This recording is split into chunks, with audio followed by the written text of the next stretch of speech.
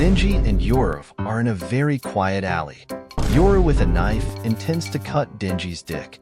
But instead of cutting Denji's dick, Yoru kisses Denji's lips while squeezing Denji's dick until Yoru's hands are covered in yogurt. Goddamn, I'm limp. This chapter is titled Super Smooch. Previously invited Denji to come with her. The story was shown Denji and Yoru had arrived in a quiet alley.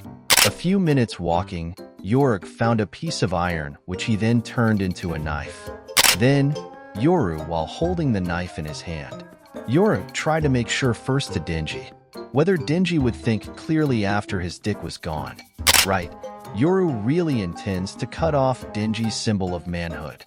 Yoru also told Denji to immediately open his pants. At first, Denji still couldn't understand what was being said and doubted Yoru, until finally Denji panicked and pulled the knife from Yoru's hand. And the knife was dropped. But after that, Yoru put his hand into Denji's pants. Yoru also told Denji that he didn't care and wasn't interested in Denji's feelings. All she cares about is fighting the real Chainsawman. Yoru asks if Denji will get excited again if he destroys his ball. Then, somehow, the memory of their kiss together suddenly pops back into Yoru's head. Yoru is shown to be surprised after finding out. Then, perhaps to confirm it again, Yoru tried to kiss Denji once more.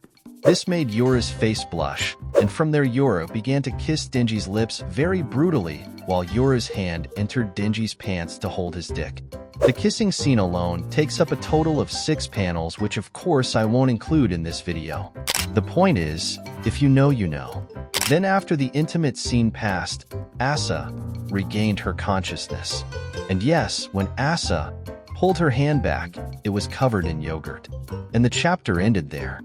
So that's Chainsawman chapter 167. But yes, it seems like we have to congratulate Denji first because he finally managed to get the thing he had been craving for. Then, for the rest, I myself am confused about what to discuss from this chapter, because half of the content of this chapter is just something that is not worth discussing.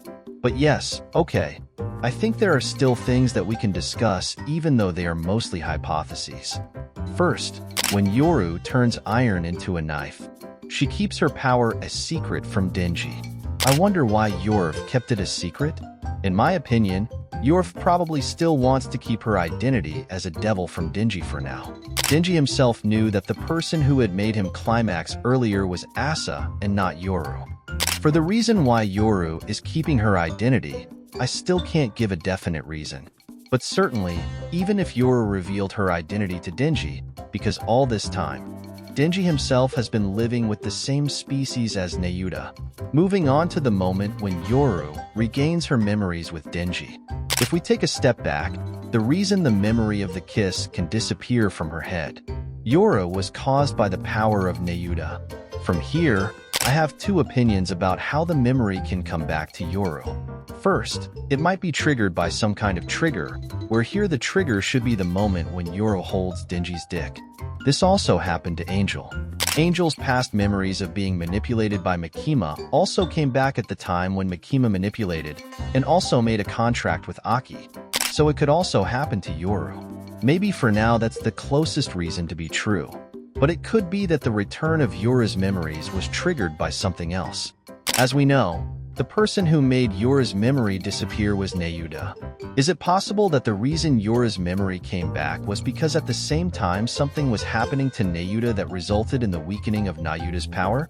Again, we don't know what and where Nayuta is right now. But if what I'm talking about is true, then something bad is happening to Nayuta. I can't talk any further. I just hope that Nayuta is in a safe place. Even if something bad happens, at least don't die first, because Nayuta is a fun character. So I just hope that Nayuta is safe and well. Moving on, let's talk about the yogurt production scene. This is what you guys love and have been waiting to discuss.